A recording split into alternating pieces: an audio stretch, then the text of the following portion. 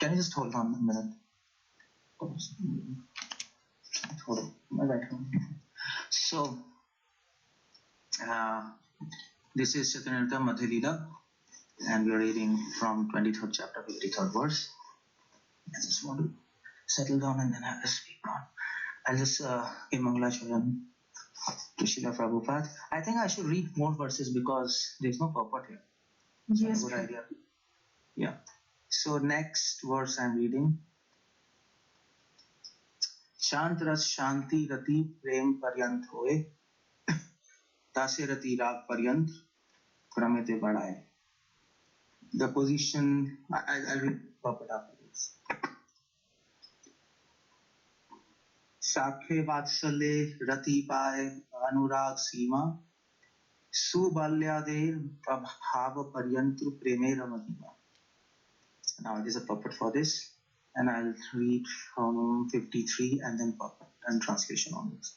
There are 5 transcendental mellows: neutrality, servitorship, friendship, parental affection, and conjugal love, which is also known as the mellows of sweetness. Conjugal love excels all others. The position of neutrality increases up to the point where one can appreciate love of Godhead. The mellows of servitorship gradually increase to the point of spontaneous love of God. After the mellows of servitorship, there are mellows of friendship, parental love, which increase to subordinate spontaneous love. The greatness of the love is found in friends like Subal extends to the standard of ecstatic love of God. So, Srila Prabhupada writes, the purport Srila Bhaktisarada Saraswati Thakur says that the mellow of neutrality increases to simple love of God. In the mellows of servitorship, love of God increases beyond that to affection. Counter love, anger based on love, love and attachment.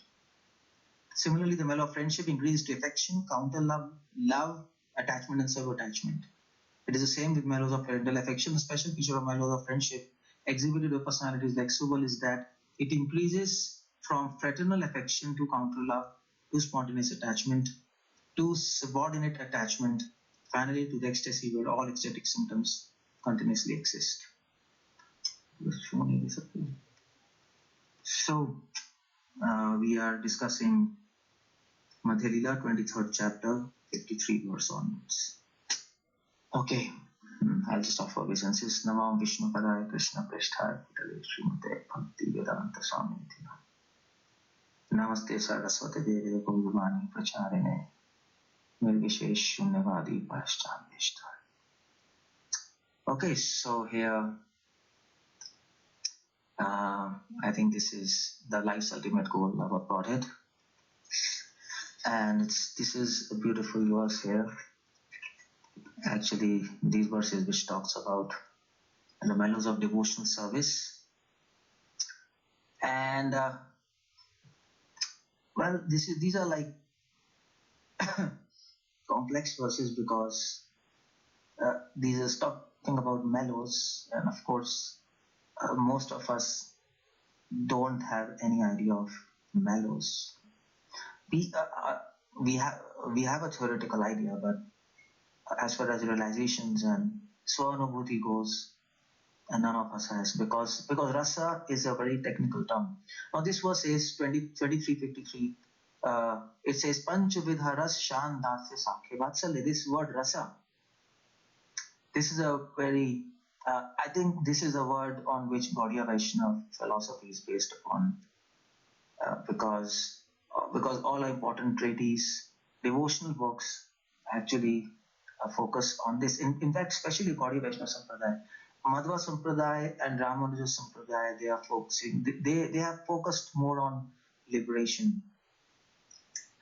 This word rasa is not to be found much in their works. Actually, it is not to be found. It's not there in their works. Maybe somewhere, 1 or 2 places, but it's not there. Unlike our Gaudiya Vaishnavas, where after every 5 lines, especially if you read Sanskrit commentaries, this word is repeated again and again. Caitanya Cariamrta here. Again, without this word rasa, Gaudiya Vaishnavism doesn't exist. That's how important this word is. But if you read Madhva Ramanuja, this word doesn't exist in the commentary. The word which comes is moksha.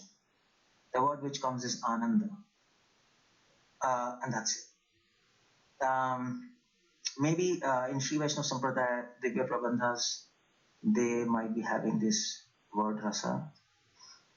That's in Tamil, so I don't know about it in English. But I can imagine it might be having this word rasa, but by the same time, I can also imagine this word not explicitly mentioned even in the Prabandhas, because this word is very unique to our Sampradaya. What about Nimbarka Sampradaya? Nimbarka Sampradaya, definitely, this is all based on this word rasa again, but they have also emphasized on moksha. But especially, and then what about Vallabha Sampradaya? Vallabha Sampradaya talks about rasa, but they have used the word rag more than rasa. So the point I'm telling is emphasizing that this word is very important, especially the Gaudiya Vaishnavism. Now the question is why? Because for us, God is not God because He's all powerful. We don't look up to Krishna like that because He's all powerful. He's God. No. For us, Krishna is the supreme enjoyer. That's why He is worshipable for us, and that means He is Rasik Shekhar. And that's where Bhakti Rasamrita Sindhu starts. He's a Rasik Shekhar. And you see the point, to call God as Rasik Shekhar, that means who is the enjoyer of all mellows. That requires a very depth or deep level of maturity and devotion, because what ultimately we are saying is that Krishna is the ultimate enjoyer and we are to be enjoyed, and He enjoys us, and we are not to be the enjoyer. Now for that you need to be actually absolutely free of lust or sense enjoying tendency, to actually appreciate God in that capacity. You can appreciate God in the capacity of God without actually leaving all kind of sense gratification. Without doing that, you can appreciate Krishna as God. Even non-devotees, if you tell them Krishna is God, they can appreciate the concept of God, especially the concept of God related to all-powerful, the Almighty. They can do that. Even people who are Karamkandis, who have absolutely screwed up philosophy, they can appreciate Krishna as God. Okay, He's God, yeah. God is supremely powerful. We can understand that. But to appreciate God as Akhil Rasamrita Murti, Rasik Shekhar, what this verse is talking about, to appreciate that, you have to be free of all kind of sense gratificatory tendencies, because you are saying this person is the supreme enjoyer and we are not supposed to enjoy, we are to be enjoyed by Him. Now people don't like this concept. People don't like this concept that I should be enjoyed. People like the concept I'm the enjoyer. And that's why this concept, that's why Gaudiya Vaishnavism is the highest highest apex, the highest limit of mysticism, if you will, if you want to say like that. It is a mystic philosophy where absolute change of consciousness is required from absolute submission to absolute absolute submission to absolute. You have to turn your mind upside down to understand this word rasa. Now, this word rasa, when we talk about this word rasa now let's come to this, because this is the topic. I was giving a preamble about how important this word rasa is. But what is this word rasa? Now, this word rasa means, actually, in simple words, it means, Prabhupada translates as mellows or juice. That's how it goes. Srimad Bhagavatam begins with this word. Pibatam Bhagavatam Rasamalayam. Drink the rasa of Srimad Bhagavatam. Now, rasa means sweetness. Juice and mellows mean sweetness. And that this word conveys sweetness. God is sweet.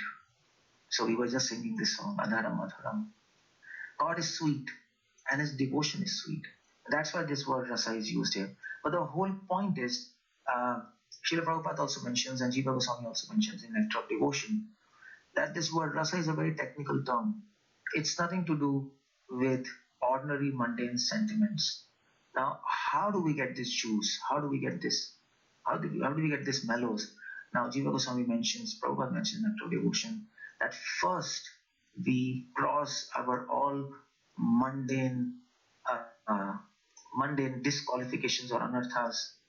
Then we go to level of attachment. Then we advance to the level of bhava, and then we actually attain love of God.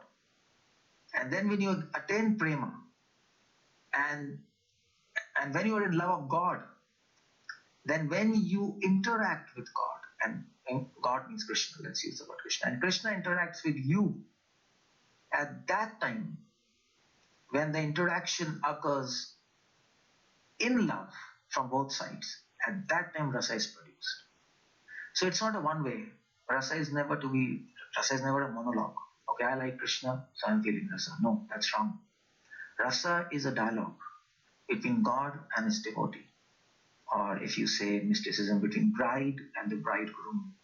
That's how mystics like to put it as. That's interaction between the bride and the bridegroom, where bridegroom is Krishna and the bride is all of us. And he's simply enjoying us, and we are trying to make him enjoy. And that interaction will produce some sentiments. And the birth of the sentiments occur from love or priti, what Jiva Goswami uses in Santa, from love. And that we call as rasa. So if you say, well, I'm experiencing rasa, no, you can't do. Without love, you can't do. Any interaction between any two persons, or God and devotee, without love will not produce rasa. It will produce, it might produce some kind of shadow of sentiments for rasa, but it can never do. It cannot produce rasa. It's impossible. Without love of God, there's no rasa. Just like without mangoes, there is no mango juice, isn't it? Or if you love somebody, then you like to talk with him, isn't it? Then you like your conversation with that person. If you don't love somebody, then you don't really like to have conversation with somebody. Or if you just like another person and you don't love him, you like to talk to him, but you don't really become ecstatic. But if you're talking to your girlfriend or your wife, whom you're in deeply love, with them there is there is it is certain bliss, and that bliss is called rasa. So the foundation of this word rasa is love. Now, how many types of rasas are there? Now, well, here the question comes, then why we are discussing about rasa? Well, the whole idea of this chapter is the ultimate goal of life. This is prayojan. We are discussing the goal, and it's good to discuss about goal because Bhakti Santa says, Chaitanya Caritamrta says, uh, what's that? Iya lage sudhirna manas, siddhan chitte na koryalas, siddhan mulya chitte na koryalas, iya lage Krishna sudhirna manas. Don't be so lazy in talking about philosophy. And philosophy really starts with the goal first, and then we define the path. So don't be lazy about talking about the philosophy or the goal of life. Having this philosophy helps you to know the goal of life, isn't it? Just like if you meet one person and you ask him, well, what's the aim of your life? And he might say, oh, I don't really understand your question. He might say, well, my aim of life is to earn money, to have a career. But then he will repeat your question, what's the aim of your life? He says, I don't understand your question. Then you actually reiterate your question. You speak the question in some different way. And you ask him, okay, tell me, what's the philosophy of your life? And then he might start thinking, oh yeah, now I understand. They're not talking about money or career, they're talking about the philosophy of my life. And that's why the real purpose of philosophy is to define your goal or aim first. And that's why Chaitanya Mahaprabhu is discussing all these things. Like, for example, if you discuss, so for example, if you say, The goal of my life is to drink the best quality of milk, which has the smell of rose, which has the smell of lilies, which has the smell of vanilla in it, and which is a taste of let's say camphor and kesar mixed, and that kind of milk is a goal of our life. I want that kind of milk and drink it. And then when you start discussing about that milk, or that milk, when we taste, so that milk, when anybody tastes, he will immediately start salivating. And only by the smell of that milk you will become unconscious. And as soon as you take the sip of that milk, you will go in bliss. If you keep on hearing about that kind of milk, you will develop a desire to actually find about it and then get it. That's all, isn't it? So the goal is discussed to develop a desire to get that goal. That's the whole point. Shushruvi tatakshanat, Bhagavatam says. Shushruvi tatakshanat. When anybody has a desire to hear about Krishna, immediately he is on the path of liberation. Just desire to hear about Krishna. But the whole question is, how do you develop the desire to hear about Krishna? The answer is by hearing about Krishna. That's all. Simple. So that's why, how do you get a desire to attain sweet mellows of devotion? The answer is by hearing about sweet mellows of devotion. That's what Chaitanya is discussing.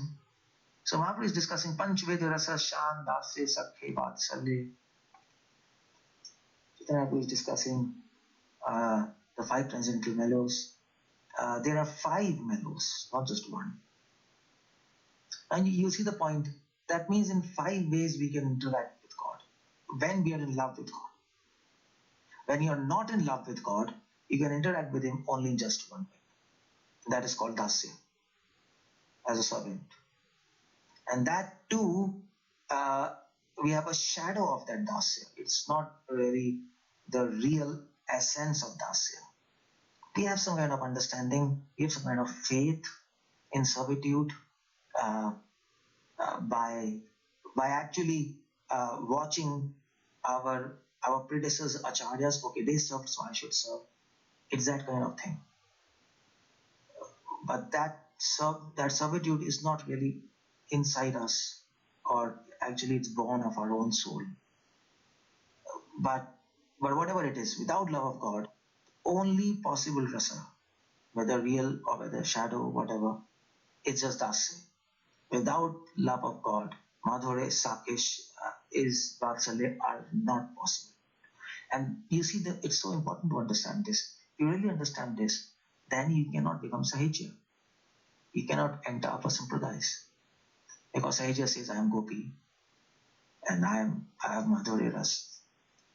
But then the whole point is, we understand without love of God, rasa is not possible, first of all. And even, let us say for theoretical sake, it is possible. Then only dasya rasa is possible. That's all. Without love. Why? Because without love of God, Krishna will not interact with you so closely. He will only interact with you as a master, and you be as a servant. And that makes a lot of sense, isn't it? Your boss will never interact with you like a friend, like a school friend. He will never do. He will act as a boss, he will act as a servant. He might act as a good boss. He might act as a friendly boss, but he will never act like a friend. That is a different story. For him, his friend is his schoolmates, his classmates, outside the company. With employees, that doesn't happen. So there the relationship is restricted to dasya, to servitorship. Because employees and boss, they don't have a loving relationship. That simply doesn't happen.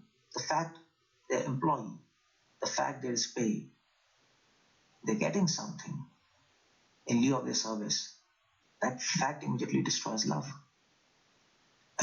So they cannot be love. So they cannot be sakhiras, they cannot be vatsalya. Of course, they cannot be madhuri. You can't be madhuri with your boss. You can be if she's a female or something, but but you can't be like that. But anyway, the whole point is you can't be in Madhurya Ras. Sakhya or Vatsalya. Only Dasya. So that's very important thing to understand, first of all. Um, Without love of God, only Dasya Ras. And that too just a shadow. But with love of God, there are five kinds of interaction. Krishna will want to interact with you if you love him. He wants to come closer to you if you love him. If you don't love him, he will not come close to you. His mercy might come close to you, and it will. But his personality, he will not come close to you because you don't love him. He loves you. But at the same time, if he comes close to you and if you don't love him, then you might become familiar to him, and then familiarity brings contempt, isn't it? But you see his friends, Krishna's friends, Madhu Mangal, Subal. Now the word Subal, Subal comes in the 55th verse.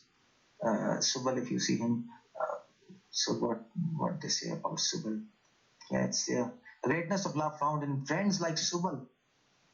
Subal is a very dear friend of Krishna, and why his name is mentioned here in the 55th verse, Subal? Because Subal is the brother of Srimati Radharani. Now, and her features are also exactly same like Radharani. I mean, if you see Subal, you might confuse him to be Radha if he wears sari.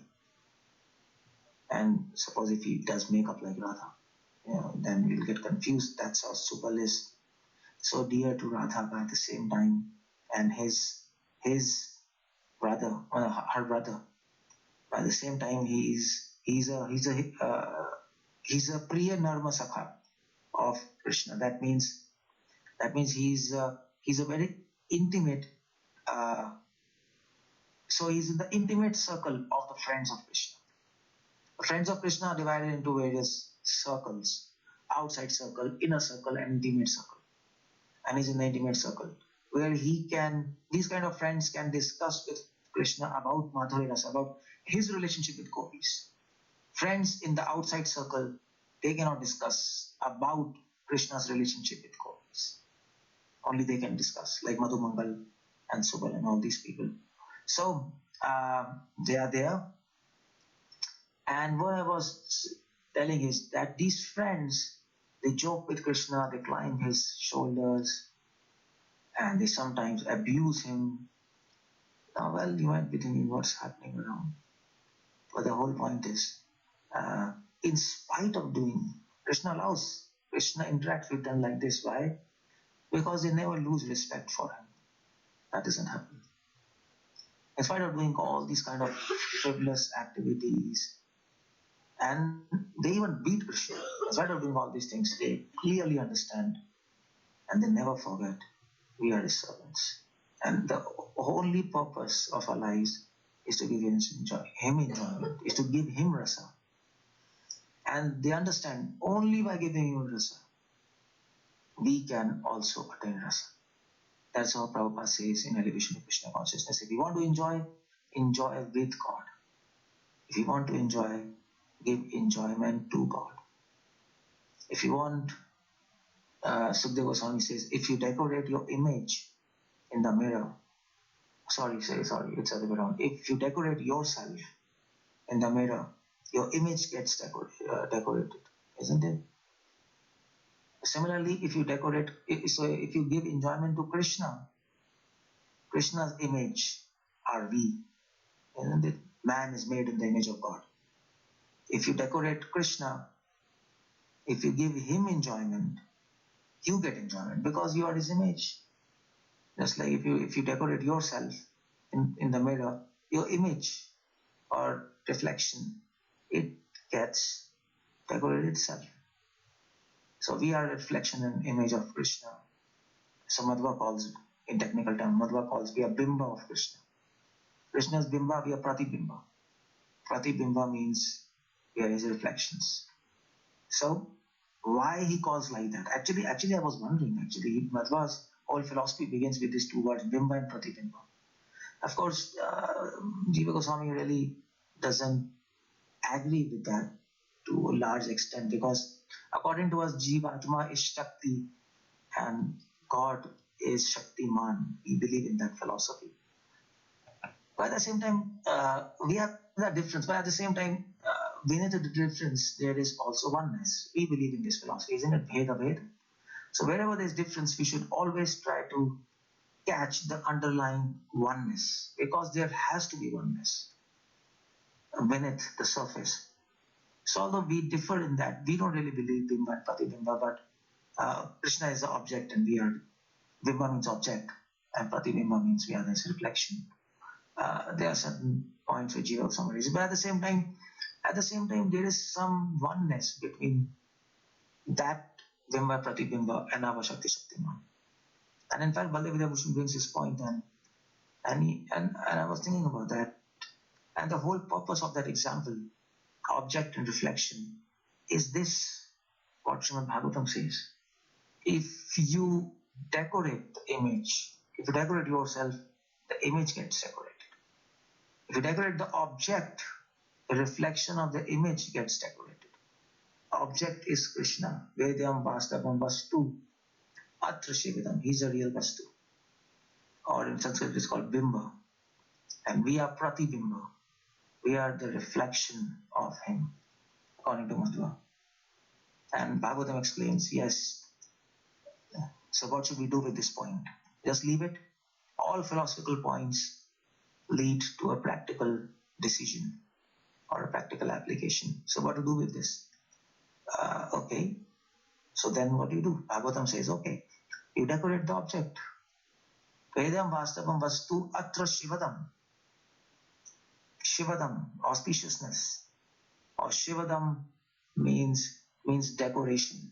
Satyam Shivam Sundaram. Shivam leads to Sundaram, or decoration, or beauty. You decorate Krishna with your devotion, with your sentiments of devotion, real sentiments. You decorate him, and he will decorate you by his sentiments. And his sentiments are rasa, or bliss, and you will get happiness. That's all.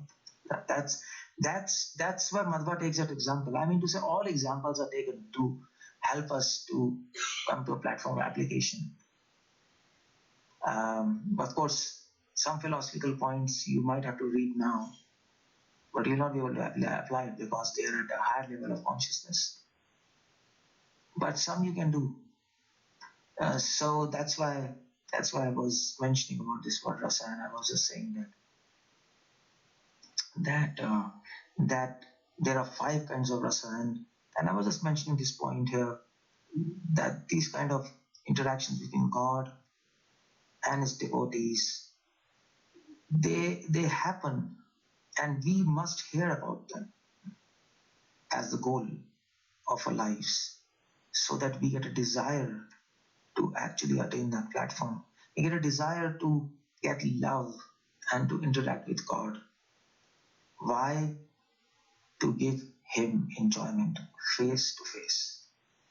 That's what is our desire. That's what is the only desire of a devotee. Let me put it like that. Or Raghunath Das Goswami says, that's a hope of a devotee, or let us say, Raghunath Das Goswami says, a hope against hope. When will that day come when I will meet Krishna face to face? Isn't it? And we sing actually daily in Tulsi Aarti. Neyane heribo sada jugala ruparasi. When will that day comes and I will see Krishna from my very eyes, and then give him, and then decorate him by my sentiments, and then he will reward us by his happiness. And that's the whole point of rasa here. So that's the whole point. That's why we are discussing about this topic. It's not that we will become Sahajas by discussing about this topic. That's absurdness, because otherwise Chaitanya Mahaprabhu would not have discussed it. He would have hidden this thing. But he came to reveal this very fact, which we are avoiding. Why? Because we fear that we become Sahaja. But Bhaktisiddhanta says this is not the property of Sahajas. This topic is a property of pure devotees. In fact, this topic has to be discussed, but in the right spirit. That's the whole point. Sahija also discussed this topic. We also discuss, but we discuss in the right spirit. And what's that spirit? We discuss in the spirit of service attitude. They don't discuss in the spirit of service attitude. That's the whole point there. We and and you see now the whole answer comes to that question. Why Krishna doesn't allow us to interact with him in any other rasa except dasya rasa before love? Why? Because if we are not deeply rooted in service attitude, then what happens is, if you try to interact with him in any other rasa, you'll start enjoying him rather than serving him. And the whole thing gets messed up because Krishna is the supreme enjoyer. And then you start doing offenses. And that's the problem with music. So, somebody's phone is. So, so that's no. So that's the whole point. That's the whole point of rasa there, or that's the whole point of not giving us any other entrance to any other rasa except dasya rasa before the platform of love of God. Because we have to be deeply rooted in service attitude. That's the difference. Sahijas are not deeply rooted in service attitude. And that's the whole problem there. That's why Krishna says, okay, yeah, serve me. Enter the mysteries of Dasya Rasa. Whole Christianity and Islam and any other theistic religion, even Madhva and Ramanuja, any of the Vaishnava Sampradaya, they have again and again and again focused on Dasya Rasa, on servitude, servitude, servitude, servitude. It is Mahaprabhu, Namo Mahavadanyaya, who has actually revealed higher platforms of rasa, but at the same time, his servants, our parampara, has always emphasized on this point. First, be deeply rooted in service attitude, and that is what is the essence of all of the sampradayas. And then go ahead, or let us say, you focus on service attitude, and Krishna will focus on how to take you on higher platforms. That's all. And that is why you see other sampradayas, they didn't reveal all these things. Or even if they revealed it, they didn't really focus or discuss about all these things. Madhurya Rasa, forget it. And Sri Sampradaya Madhurya Rasa, Andal is there. Andal, she's in Madhurya Rasa. And in fact, so in fact, Namalvar, and also probably, what was his name? Annamai. They have also actually a little bit alluded to Madhurya Rasa, but at the same time, they've never focused on it. Neither on Vatsalya, neither on Sakhi. They're focused. I'm talking about focus. I'm not talking about they didn't talk about it. They're focused on service attitude. In their philosophical works, it's the service attitude. That's all. Why now it makes sense? Why Islam is talking about serving of Allah? Why Christianity only service attitude? Because it makes sense. Soul has to be deeply rooted in service attitude. Otherwise, it will start enjoying God. And that's the worst thing you can do in this life. If you start enjoying matter, which we are doing, that's not a big problem. But if you start enjoying God, that's a very big problem. The matter is dead and you're enjoying it. That's sin. But you start to enjoy God, that's an offense. That's the worst thing you can do. That means you have made God your slave. And that is the first sentence of a philosophy, Ishvara Parama Krishna. He's a master. And you have put a crack, or you have fractured the first statement or the foundational statement of a philosophy by enjoying him. Now it breaks the whole philosophy. It breaks your whole devotion. It actually cracks your whole devotion. It's finished. That is why Krishna mercifully doesn't allow us to go beyond this Dasya Rasa before we attain love of God. And he also expects us to get deeply rooted in Dasya Rasa. And that is why again and again we talk about service. We talk about Vaishnava service. We talk about service of gurus. We talk about All Vaishnav Sampradayas, they are focusing on serving Vaishnavas because they know if once this foundation is made, automatically the building will come up. It doesn't take much time once foundation is laid because the plan is already there. Chaitanya was giving a plan here in CC. It's a plan, it's a map. You make a foundation and rest building will just come in 1 month. That's all. Doesn't matter. If any project you start, just like we have started this project Bhadrika Ashram. It's actually I'm sitting in Bhadrika Ashram now and there's no electricity all around me because we don't have electricity here, and I think devotees were requesting me to give a video call, but there's no electricity, so you can't see me. You can just hear me. Even I can't see anything else except my phone. But the whole point I'm talking about is this project, the foundation of this project, to lay this foundation, that was the most difficult part. We had to discuss a lot, then finance, and then trust, and then so many things were going on. Once everything was, there was a plan already, and the foundation was laid, finance was there, manpower was there. Within 6-7 months, this project came up. It doesn't take much time, but if foundation was not there, you can do whatever you want. This project will never stand up. So you see the point. Out of these 5 rasas, Shan Dasya Sakhe Vatsale Madhure, Nam Shindhar Sabate Pravale. Although this verse says that conjugal love excels all others, Shindhar Ras Sabate Pravale, the whole point is actually Dasya Ras excels all others. Caitanya Cariamrta Madhya lila, I think second chapter, Krishna's Kaviraj Goswami proves this point that Dasya Rasa is higher than Madhurya Rasa. Now what do you say about that? But this verse says Madhurya Rasa is the highest. Now how do you understand this point? Oh, yeah. So how do you understand this point? Well, this is what is rasa. The rasa of contradictions. This is what produces rasas, by the way. Now I didn't tell you how rasa is produced. Of course, I told you when Krishna and devotee interacts in love, then rasa is produced. That's a technical definition of rasa, by the way. But at the same time, what actually energizes rasa, and that is done by contradiction.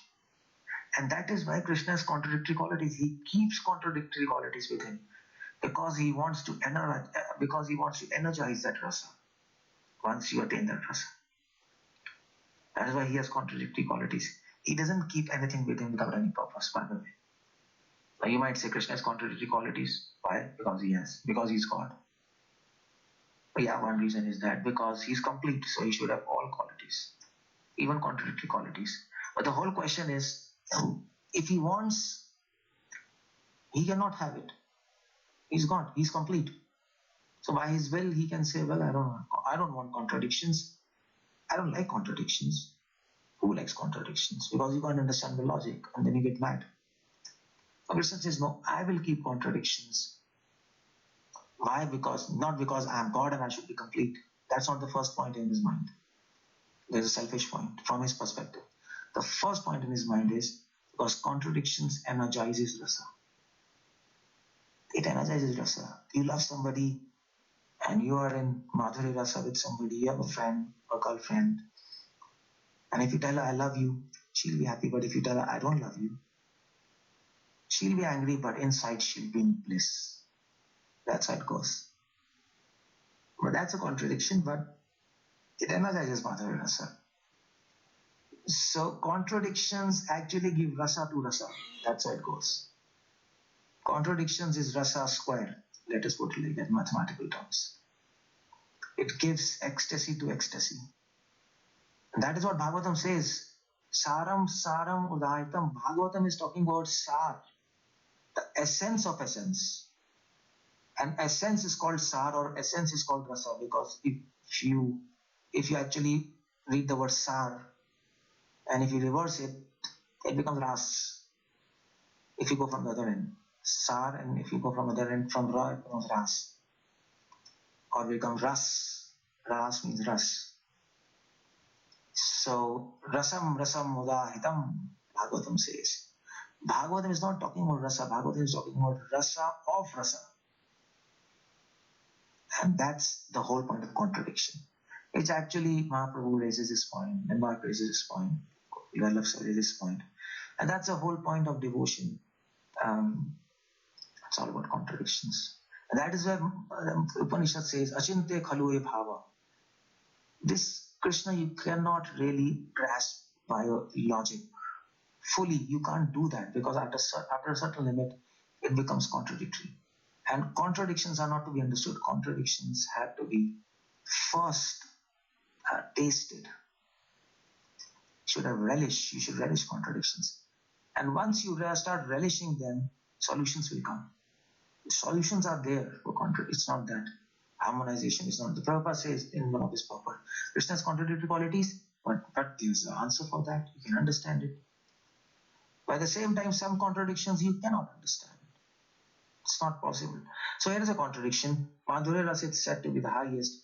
At the same time, in Caitanya Cariamrta Madhya, I think second, third chapter, Krishna's Goswami says Dasya is highest, and he proves it. And he gives the example of Nand Baba, Yashodhana, when actually Uddhav comes to meet them. And also when Nand Baba, and also when rishis meet Vasudev in Kurukshetra. So what Nand Baba plays, what Vasudev plays, they says, yes, Krishna is a son, but at the same time, wherever he is, let him be happy, because we know we are his servants, and just grant us this wish, let us serve him birth after birth. Nand Baba Yashoda Madhya sing. And Krishna Goswami quotes from Bhagavatam. And Vasudev says the same thing to Rishi Munis. So then Krishna Goswami is then words are higher, Sakya or Dasya?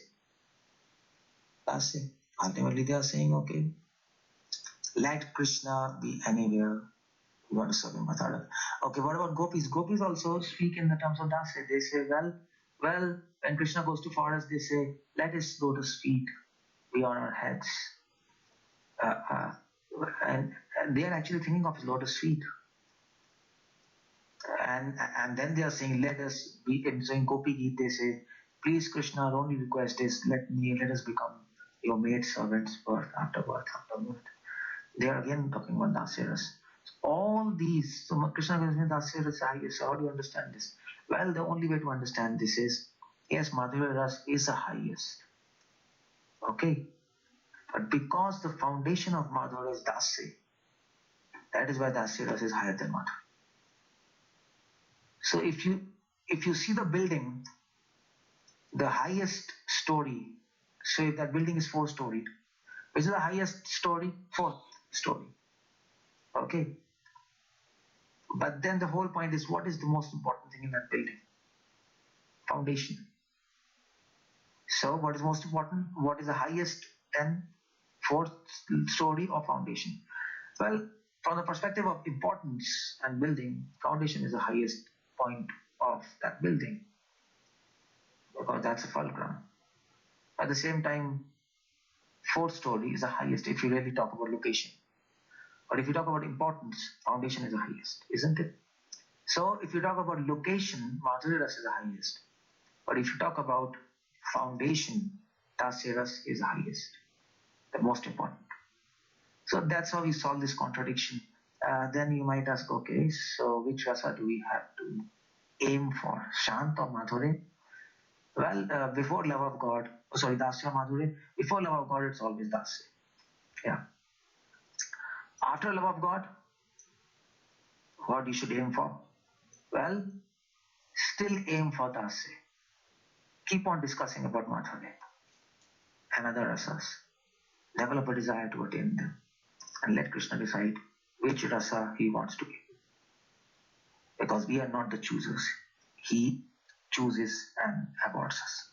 That's the whole understanding of Bhakti Siddhanta, Bhakti Vinod and Srila Prabhupada Gaudiya Vaishnava understanding, which we cannot understand without these 3 people. Only from Goswami's books. It is very difficult to get this point out. So this is the whole verse here. Sabate pravale, and then it comes Shantra se Shantrati preme paryant hoy, tasya rati rag paryant kramete bhadai.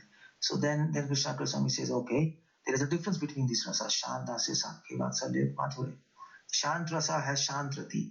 Now Shantrati means, Shanti means in our Sanskrit literature, the scripture, Shanti doesn't mean only peace. Shanti means actually no material desires. And because of that, you have peace. It's not a peace where there is no noise. That's not the whole point.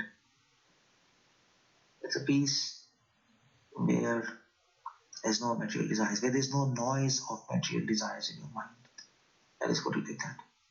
So Shantrasi, Shantrasi have Shantras is where there's no material desires. Dasya ras is actually you have a rag, attachment, spontaneous attachment to serve him, which is not there in Shantras. There is no service attitude.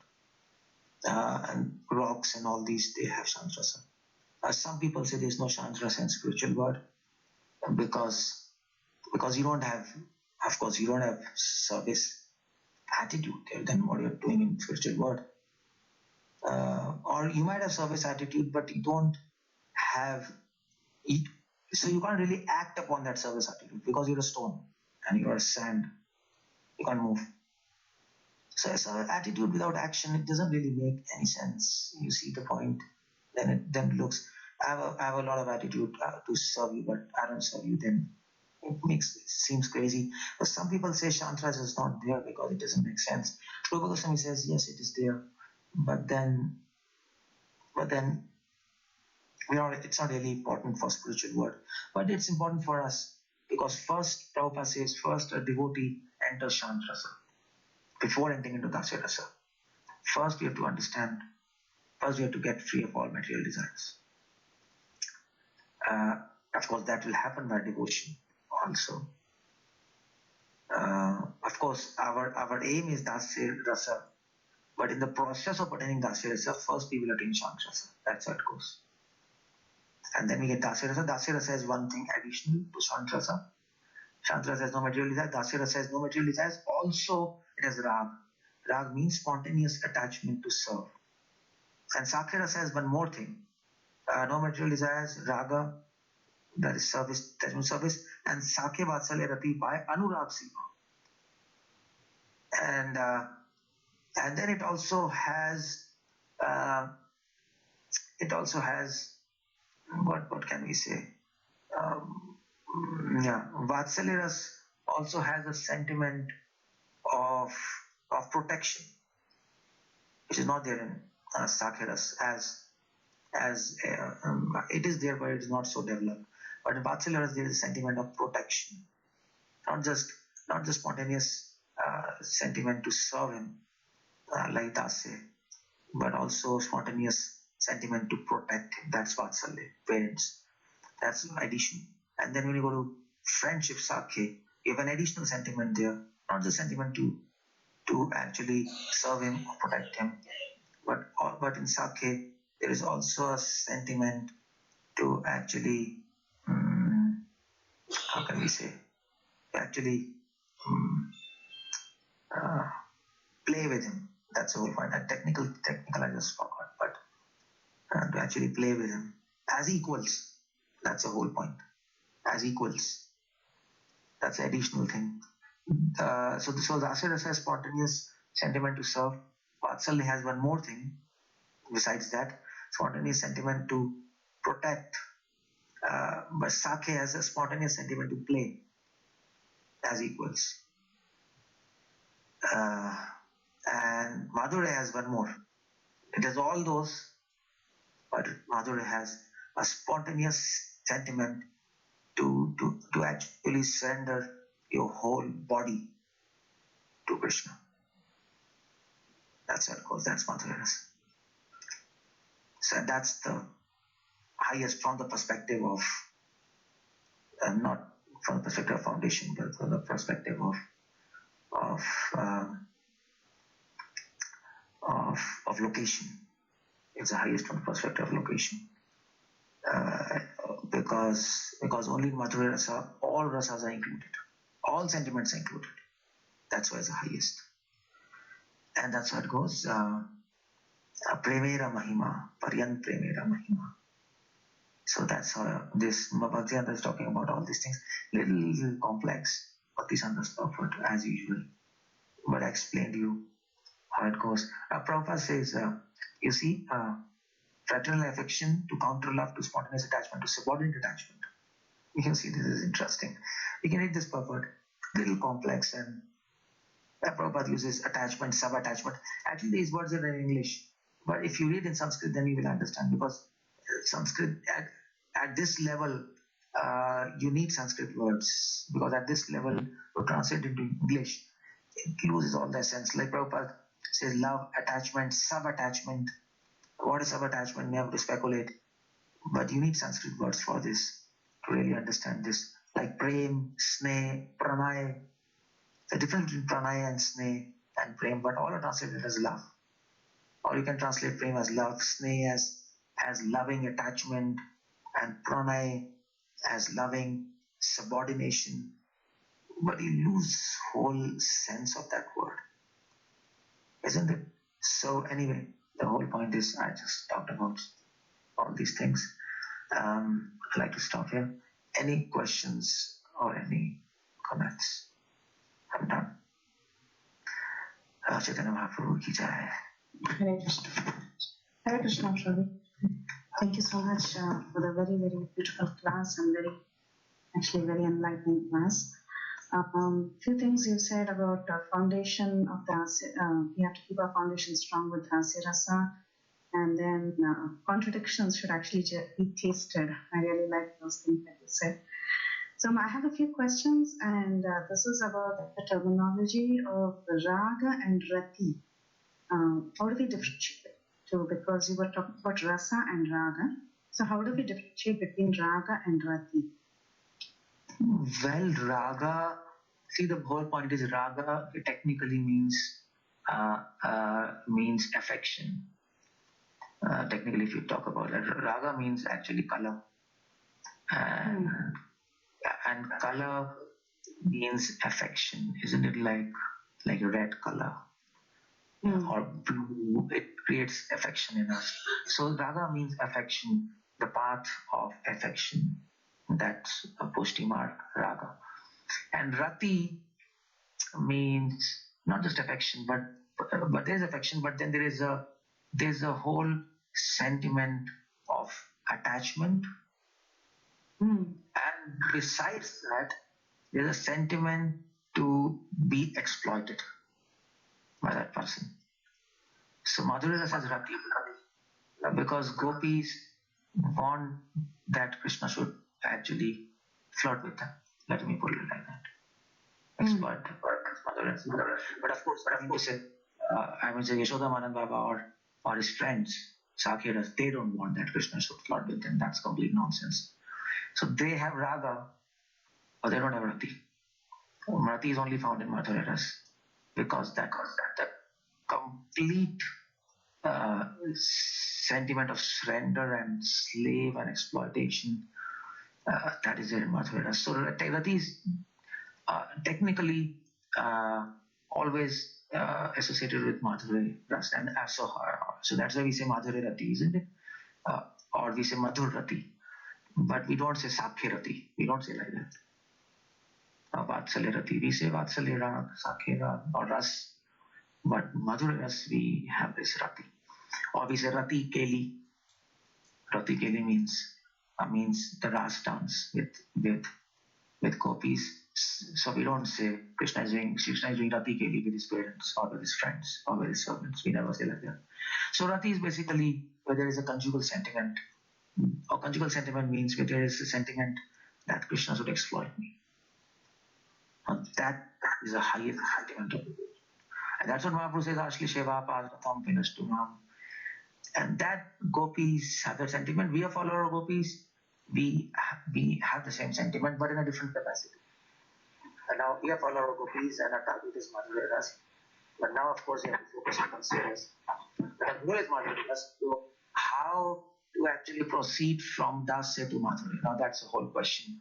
Of course, you need love for that, but then you should be doing something, isn't it? Now you should have love. Now you're following devotion. But what extra thing should I do to actually reach to that love where I can interact with Krishna and Madhurya Rasa, not in any other rasa? So what special thing has to have to do?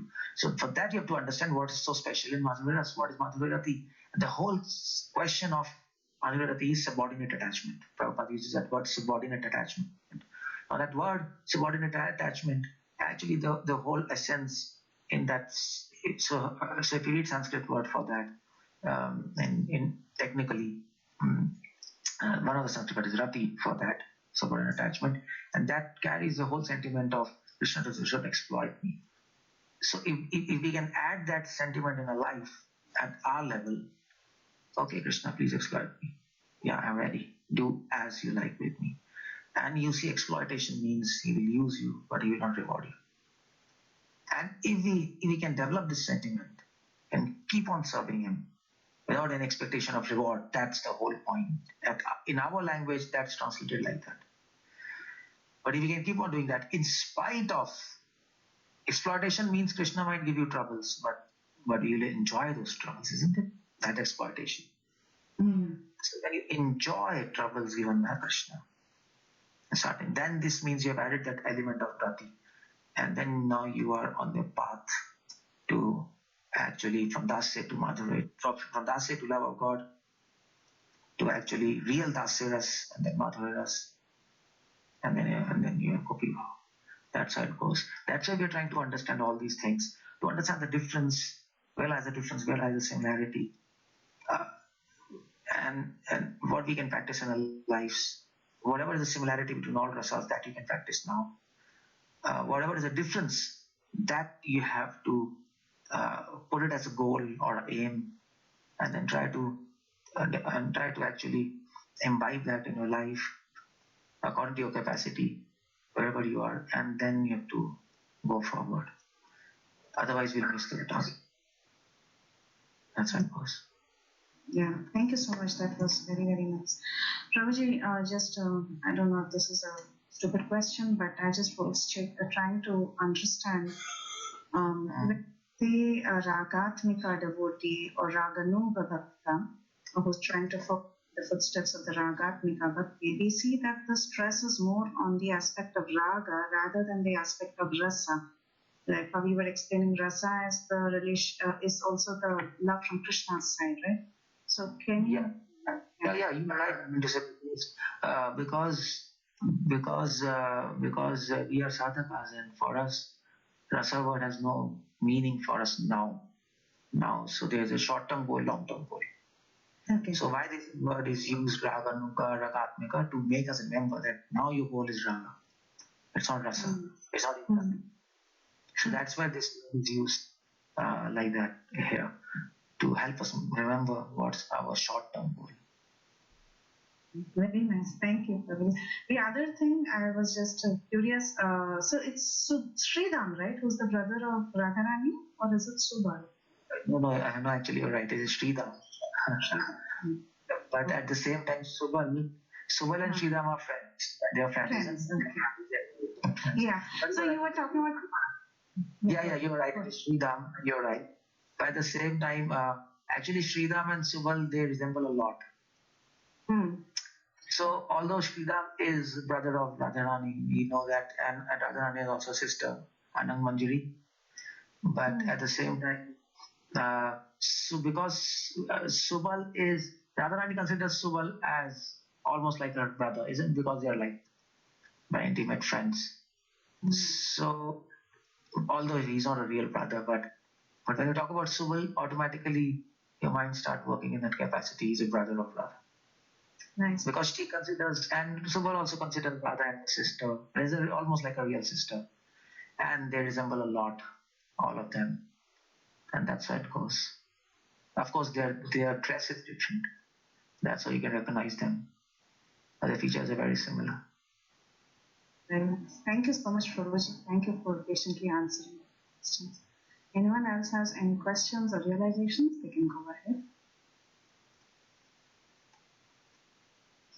Hare Krishna Prabhuji, Dhamma Pranam. I will be teaching the Prabhupada and Guru Maharaj. Very nice class, Prabhuji. I really like some of the realizations that you had, especially that the Dasaras, how that should be our goal in Krishna consciousness. If that's not the one, and if we try to end something different, then we might actually end up trying to enjoy Krishna, and that is obviously going to be one of the biggest offenses. One question I had regarding Shantaras, when you mentioned that in Shantaras everything is non-living, but I thought that in the Shantaras, in the spiritual world, those even the stones, even the milk that is boiling in the Krishna that has feelings, right? That's the reason that when the milk boils, it's. Oh, actually, okay. Now I understand. Yes. So actually, if I said non-living, I didn't mean that they are non-living. So I meant to say because we are living this material world. So actually, I use a wrong word because it's anyway they are not non-living. But the whole point is I mean this stone and milk and I mean to say I was saying whatever is non-living here, uh, they are there, but they have a rasa, shant rasa. So I don't know how to say that they are living, but they're a stone. But then friends are also living. So how to say what is stone or maybe dead matter, but there's no dead matter. So well, you can say things which are immobile. That's a good thing. Uh, things which are immobile in spiritual world, they are in Shantrasa. And that might also include trees. So trees are living in this material world. So then it will make a right word. But at the same time, sometimes Radharani becomes unconscious. She's immobile. But then she's not in Shantrasa. So let us say things which are really immobile, but then how do you use this word really in spiritual? But then is there any usually immobile something? So you see the point. What word you use for that? It's very difficult to use that. Use the word. What things are in Shantarasa? It's very difficult because every word which you use, there are certain lacunas there because we're talking about Shantarasa. So in general, we say like that, which are non-moving or immobile, or which are non-living things, which appear non-living in spiritual world. Okay, let's say like that, which appear non-living in spiritual world, they have Shantrasa. But then what about trees? Trees appear living to us. Then how do you include that in the definition? It's a little tricky. You see the point. So yeah, but if that's the problem, if that's the question, they're living. Yes, they're living. We all understand that, and you're right. But then which word to use? I'm pretty confused. In fact, scriptures are confused about that. That's why Shantrasa is pretty confusing when you come to define it. Which word to use? Because no word is appropriate for Shantrasa. That's how it goes. Okay, Prabhuji, thank you so much. And anybody else has any questions before we wind up? Hare Krishna.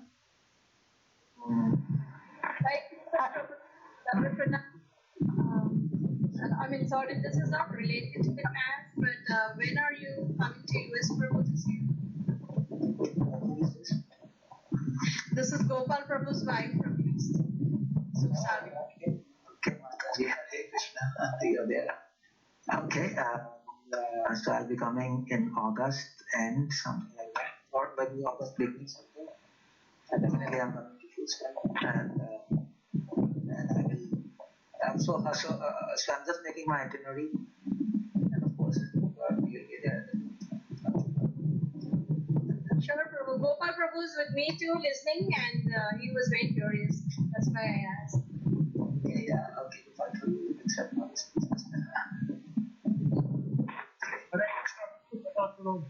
Sorry for the interest. Yeah. Thank you, Prabhuji. Hare Krishna. Looking forward to having classes. Yeah, is there anybody else who wants to ask questions?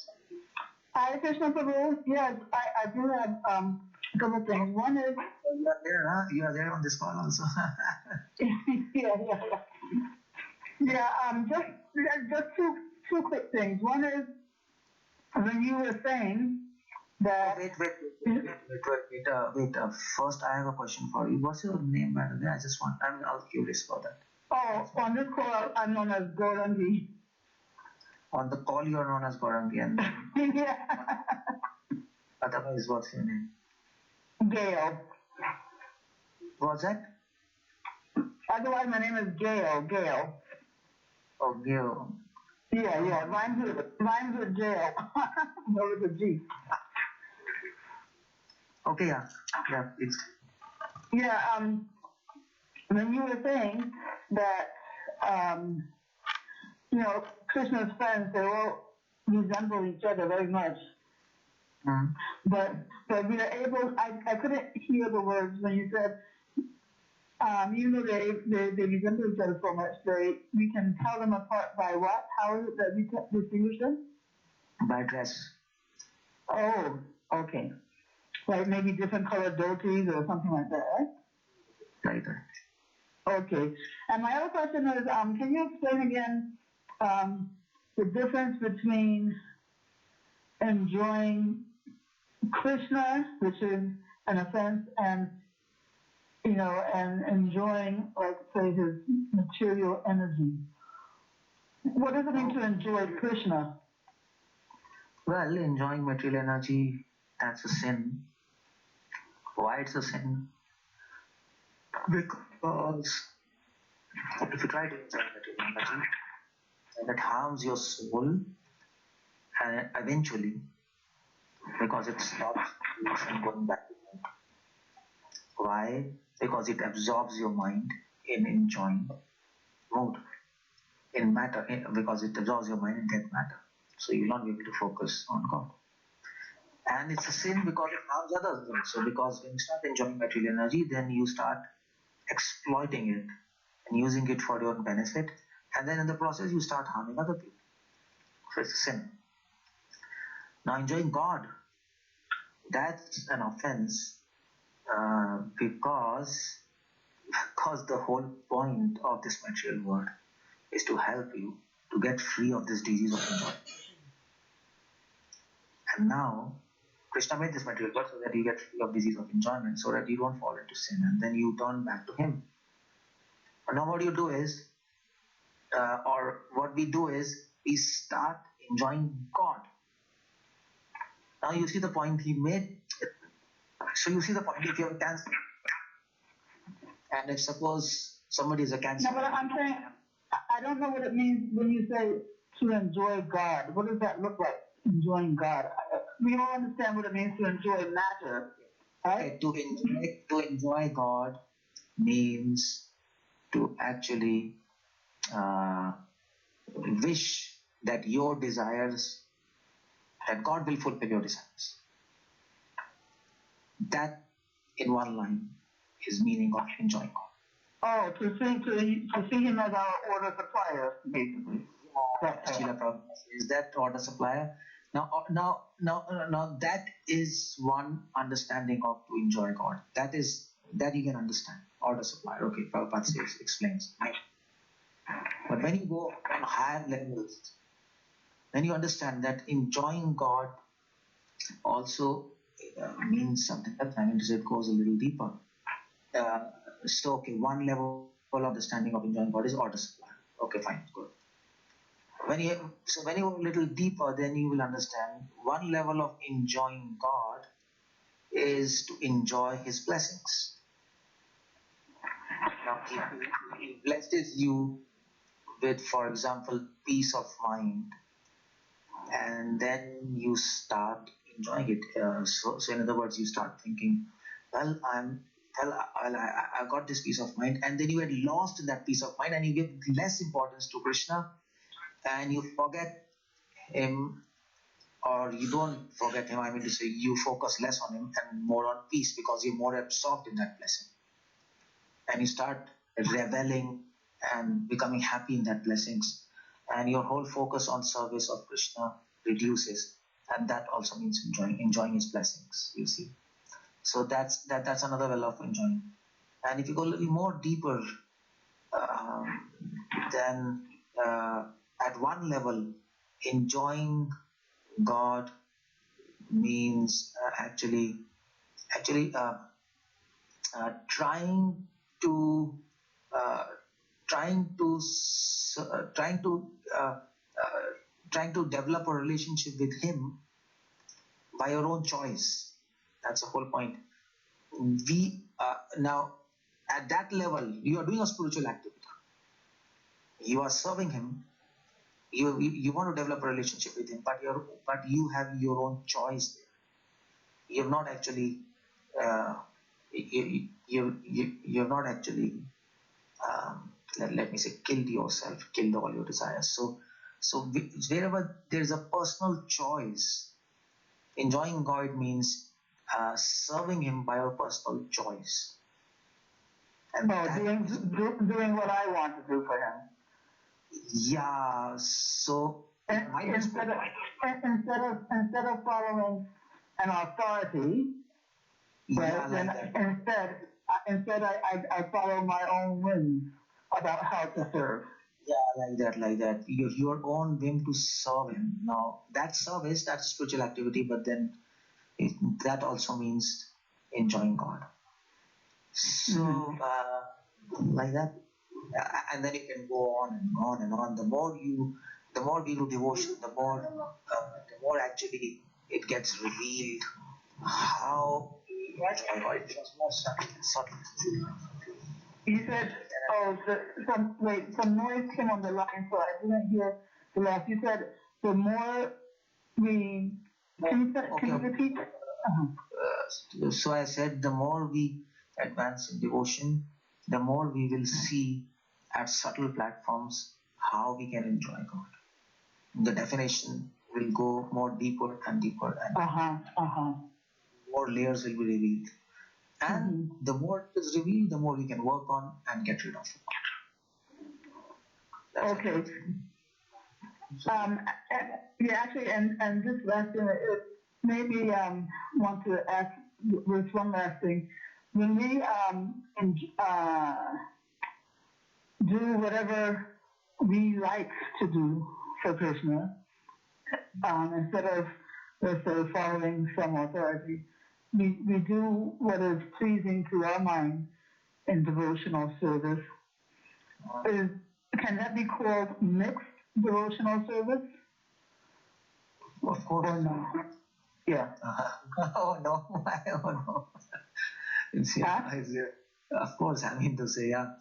If we are doing something that is pleasing to us, then definitely it is a mixed devotion. Yeah, because I mean the part that's devotion is mixed is a mix of material desire and Yeah, devotional yeah, service. The devotional service part is the part that there's Krishna subject matter in there, but the part that's your own desire that you're doing whatever you want, right? yeah. Mm-hmm. Yeah, Okay. yeah. Okay. Thank you very much. Okay. Hare Krishna. So, Hare Krishna. Hare Krishna. Hare Krishna. Hi, Krishna, maybe I could follow up on that point if like this.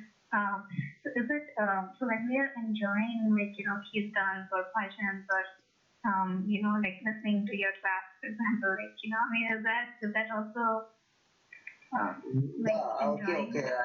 Okay, I understand. You see the point. Yeah, it's a good question, by the way. Now, the whole point is, I was finding answer to this question from many years.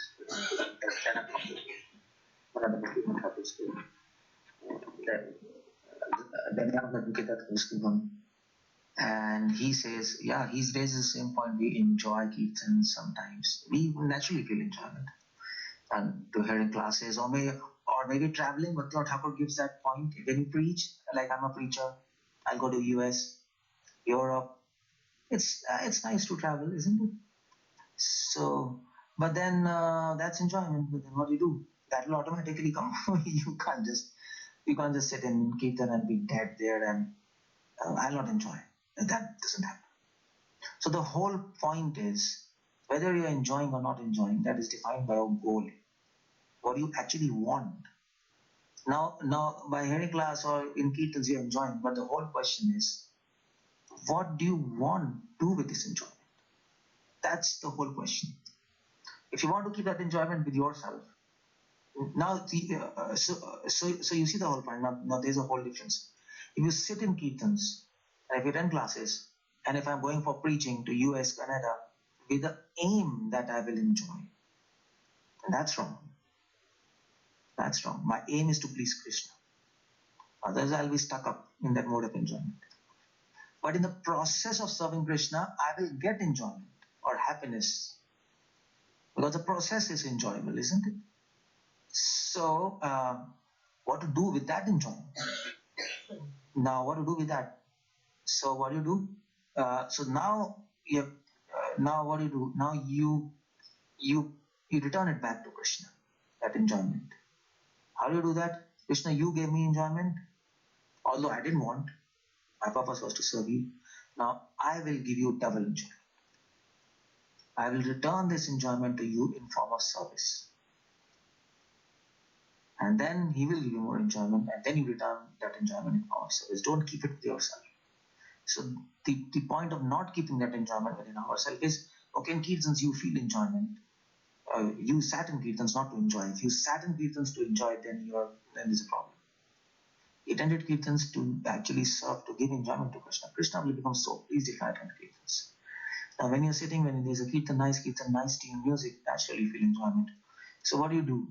You just stop that enjoyment? No. That is by blessings of Krishna. Krishna is giving enjoyment, his blessing, so you receive it. You can't stop it. If you stop it, that's an offense. Again, you can't say, I don't want blessings. You can't say no to king, isn't it? You can't say no to king. He's a king of kings. He'll give you enjoyment. Okay, you accept. And your soul gets satisfied. But then you say to Krishna, Krishna, you're so nice. You gave enjoyment to me in spite of the fact I didn't ask you. That's your nature. Now I will give you enjoyment. I will return it back. Double enjoyment in the form of service.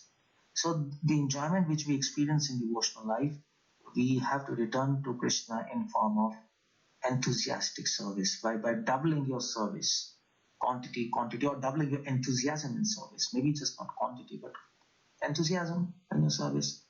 And that, then you're not enjoying the enjoyment. Then you're serving. That's how it goes. Is it clear? Thank you so much, Prabhuji. Yes, Prabhuji. Thank you. Okay, so I think it's time to sleep. Anybody else having any questions? Okay, Prabhu. Thank you very much, Prabhuji, for your very, very enlightening class today. Very, very grateful to you. We look forward to your association again in the future.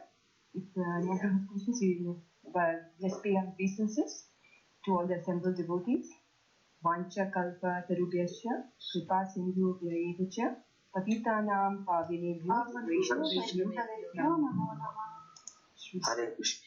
Chaitanya Cariamrta Madhya, Srila Prabhupada